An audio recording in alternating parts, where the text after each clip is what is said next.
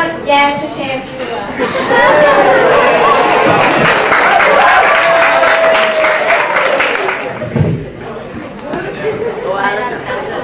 We're timing you, Alan.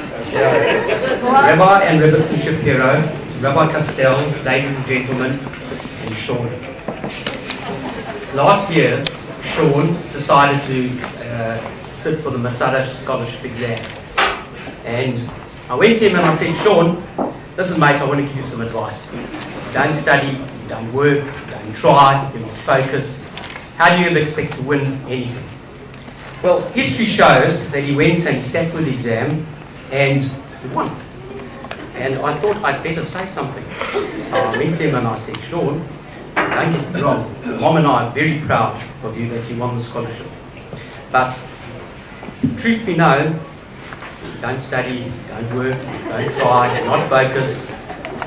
And if that's the way you're going to carry on in high school, it's the last thing you're ever going to win. So Sean thought about this for a couple of seconds and he said, you know Dad, you told me all that before. As a matter of fact, I've stopped listening to your advice. Well, fortunately for you, my son, hey my son, are you listening? Fortunately for you, your old dad doesn't give up that easily. And I suppose the rest of you can just talk among yourselves for a minute because, Sean, this is for you. It's just a little story. It was in the winter of 1966, and it was a couple of weeks before my own Barmitzvah. And the doorbell of our house rang, and I went and opened the door. And blow me down, it was my rabbi. And I nearly died of fright. And I thought, goodness, what the hell have I done now? But as it turned out, I hadn't done anything. The rabbi had just come round to the house to try and convince my dad that a donation to the shul would be a very good idea. And yeah, they spoke about this and that and that and that. And eventually he left the house with a check tucked safely in his pocket. And I guessed to be friendly a little bit, to say, you know, put me at ease. He said to me, Alan, are you looking forward to your bar mitzvah? And I said, yes, thank you. And he said to me, and after your bar mitzvah, are you going to come to shul? And I said, do I look like I'm mad? Well, even more unfortunately, my dad was standing a couple of steps behind me, and he gave me such a clout over the back of the head, and my teeth nearly popped out. Now, why am I telling you all this? Sean, this is for you, mate. If anyone with a black hat, a long black beard, even wearing a yarmulke asks you if you're going to come to shul after your bar mitzvah, and you say no, your Zayda over there, I'm talking about the wild Zayda from Africa, will give you such a zetz with his walking stick you'll want to hit you. My problem is if any of these gentlemen ask me if I'm going to come to shul after your bar mitzvah. Not too. And if any of these gentlemen ask me if I'm going to come to shul after your bar mitzvah, and my dad's hanging around with his hearing aid turned onto its usual setting, which is selectively hear everything you're not supposed to hear, I might be in as much trouble as you. But seriously, Sean, I mean, hopefully this doesn't sound like I'm bragging, but from the moment you popped out into the world, you were a special kid, a special child with the most wonderful qualities. In your first 4 years, Zena and I thought that we were just marvelous parents. However, when Jodie arrived in 1993, we realized that the great parent in theory was just a figment of our imagination, and we duly handed over the accolades to you. Sean, apart from being a wonderful student, perhaps even a gifted student, you excel at everything you put your mind to. You grasp ideas and concepts with the greatest of ease. And apart from all the scholarly things, you've got many, many good friends. You bear no grudges, you have no foibles. You're never mad, you're never jealous. And you're genuinely thrilled when others succeed. On top of that, you're a kind, compassionate person, and you have all the qualities that go to make up a true match.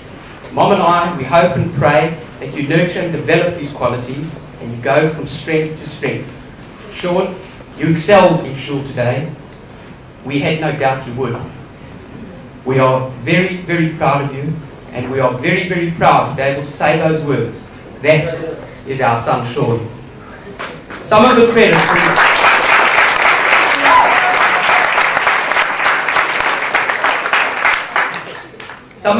for your growth and development must go to Chabad House, which is the topic of the next part, and it's called Revelers Go to Chabad. Whoever would have believed. A short time after Sean was born, Zena came to me and she said the most outrageous thing I'd ever heard in my life. She said to me, "Al, I think we need to join a shul." And I said, "What?" And she said, "We need to join a shul." And I said, "Whatever for?" And she said, "You now have a son, in case you don't know.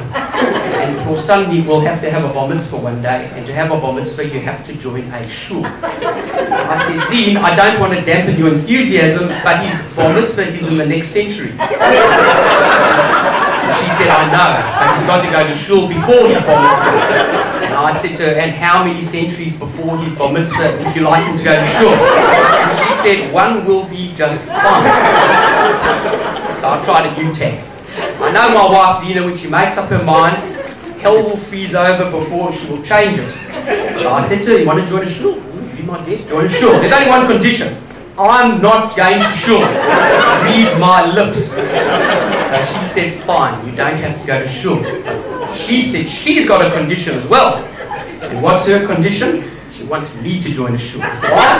Because if she joins a shul, it'll never be good enough. But if I join a shul, well, complain about the shul, you join them.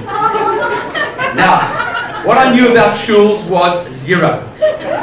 When I started inquiring, it was very confusing. There was Reform, there was Orthodox, there was Ultra-Orthodox, there was Mechitzas, there was Rebbes, there was all too confusing for me. I knew I was going to blow the job. But I then had a brainwave. We had a very strange relative who shall remain nameless. But for the purpose of this discussion, let's just call him Merv.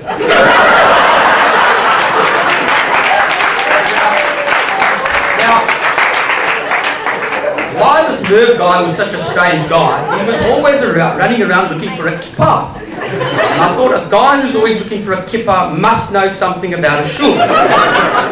So I went to him and I said, "Hey Merv, are you a member of a shul?" And he said, "Yes, he's a member of Chabad." And I said, "Who?" He said, "Chabad." And I said, "Is this a shul with rabbis and Torahs and those sort of things?" And he said, "Yes it is. Why didn't you come try it out?" And I said to him, "I don't want to go to shul. I just want to join a shul because this is Zena's crazy new idea." So to cut a long story, we joined the shul. Now in the beginning, I must say Chabad was terrific. I never went near shul never came near me. I left them alone and they left me alone, and we were all getting along just fine.